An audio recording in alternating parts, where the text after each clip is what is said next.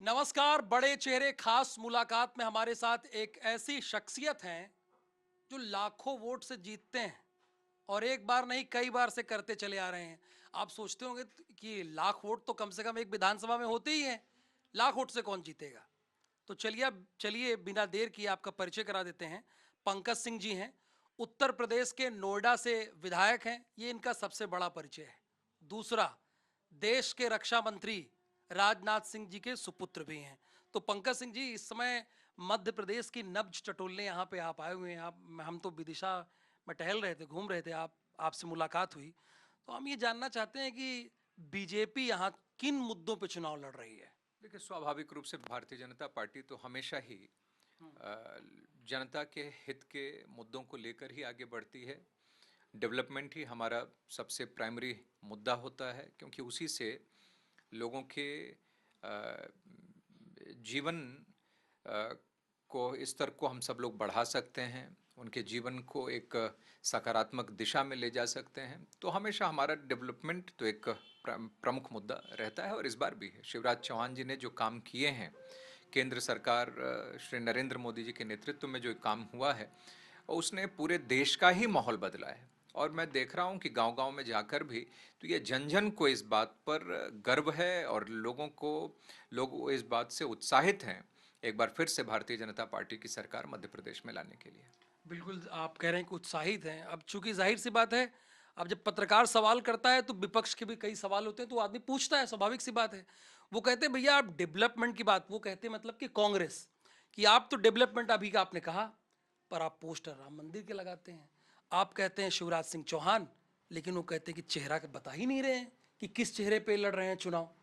देखिए, ये तो हमारे प्रधानमंत्री जी ने ही कह दिया है। कमल का फूल जहां पर लग गया, वहीं पर नरेंद्र मोदी जी हैं, वहीं पर अच्छा। शिवराज चौहान जी हैं, वहीं पर कोई भी कार्यकर्ता, किसी भी पद पर बैठा हुआ कोई भी व्यक्ति हो, कमल जहां है वहीं पर वही सब हैं। शिवराज सिंह चौहान जी कमल हैं, नरेंद्र तोमर जी कमल हैं, नरेंद्र मोदी जी कमल हैं, सब लोग वही हैं।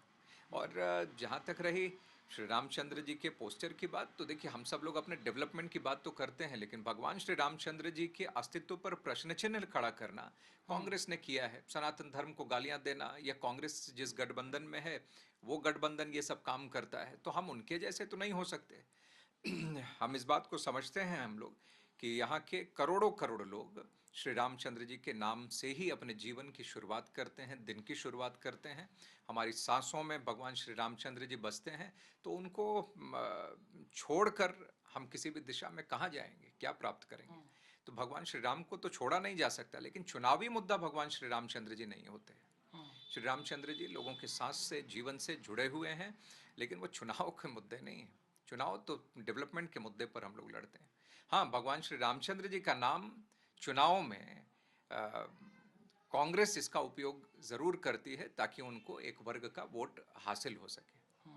इस बार चुनौती मानते हैं आप, चूंकि 2018 में तो चुनौती मिली थी, भले आपका वोट शेयर दशमलव से कुछ ज़्यादा रहा, लेकिन सीटें कम रहीं, तो इस बार चुनौती है। नहीं, इस बार वो परसेंटेज भी हम लोग काफ़ी आगे रहेंगे। और मध्य प्रदेश में जो मुझे देख के लगता है, कम से कम 150 से भी अधिक सीटें मध्य प्रदेश में लेकर भारतीय जनता पार्टी सरकार बनाएगी। ये तो कांग्रेस वाली बात आप कह दी, वो भी कहती है 150 सीटें। अच्छा, कहाँ कहाँ आप घूम लिए यहाँ पे मध्य प्रदेश में। देखिए, मुझे तो जिम्मेदारी विदिशा जिले की दी गई है, तो मैं विदिशा जिले के पांचों विधानसभा में ही घूम रहा हूँ। लेकिन दावा तो देखिए, दावा तो हमारे उत्तर प्रदेश में समाजवादी पार्टी, जो आज कुछ सीटों पर सिमट गई, अपने अस्तित्व की लड़ाई लड़ रही है, वो भी 400 सीट जीतने का दावा करते थे। कांग्रेस भी चाहे तो 230 सीटें जीतने का दावा कर सकती है, लेकिन वो सब खोखला है, क्योंकि उनके पास न विचारधारा है, न नेतृत्व है, न उनकी पार्टी एक दिशा में चल रही है, केंद्र से लेकर किसी राज्य में। जहाँ तक रही बात भारतीय जनता पार्टी की, तो सब एकजुट होकर पूरे उत्साह के साथ, पूरे उमंग के साथ मध्य प्रदेश की जनता की सेवा करने का संकल्प लेकर पूरी ताकत के साथ आगे बढ़ रहे हैं। एक बात और आती है, देखिए सारे मंत्रियों की ड्यूटी लग गई है, केंद्र के जितने हैं, उत्तर प्रदेश के विधायक हैं, उत्तर प्रदेश के 100 विधायक आए, यहाँ पर घूमे, उसके बाद 230 विधायक आए, हर विधानसभा पे रहे, अलग अलग 5 राज्यों के। वो कह रहे हैं पूरी टीम इन्होंने लगा दी थी कर्नाटका में भी, यहाँ भी लगा दी है। कर्नाटका में क्या हुआ वो देख लिया, अब ये। देखिए, वहाँ पर तो चेहरे एक आध जो चेहरे होते हैं उन्हीं पर वो पार्टी उनकी चलती रहती है। वो चेहरा समाप्त हुआ तो पार्टी ही वहाँ पर समाप्त हो जाती है। और अब हमारे पास कार्यकर्ता हैं जो संकल्पबद्ध हैं देश की सेवा करने के लिए, अगर वो लगते हैं तो इसमें गलत भी कहाँ है। और सही बात। पार्टी के काम करने का यह तरीका है, हम सब लोग जन जन से मिलकर जन जन को भरोसा देना, अगर उनको कहीं पर कोई कमी है तो उनकी बातों को भी सत्ता के गलियारे तक जहां पहुंचना चाहिए उन बातों को कार्यकर्ता हमारे पहुंचाते हैं। और यही कारण है कि उसके बाद चाहे वो योगी आदित्यनाथ जी जैसे हों, चाहे शिवराज सिंह चौहान हों, चाहे फिर नरेंद्र मोदी जी हों, उसके बाद ही जनता की उन्हीं उसी नब्ज के आधार पर जनता की आकांक्षाओं को पूरा करते हुए उन योजनाओं को लेकर आते हैं। यही तो कारण है कि आज अपने उदय के स्थापना के कुछ समय के अंदर ही भारतीय जनता पार्टी अपने संगठन के इसी कार्य पद्धति के आधार पर आज विश्व की सबसे बड़ी पार्टी के रूप में स्थापित हो गई है। बहुत धन्यवाद पंकज जी हमसे बातचीत करने के लिए। तो पंकज जी को जिम्मेदारी विदिशा विधानसभा की मिली है, 5 विधानसभा की। उन्होंने कहा कि ये एक ही सिंगल एजेंडा है हमारा, डेवलपमेंट, और इसी आधार पर चुनाव लड़ेंगे। और जब सवाल पूछा गया कि राम मंदिर को लेकर, तो उन्होंने कहा ये आस्था का विषय, वोट बैंक का नहीं।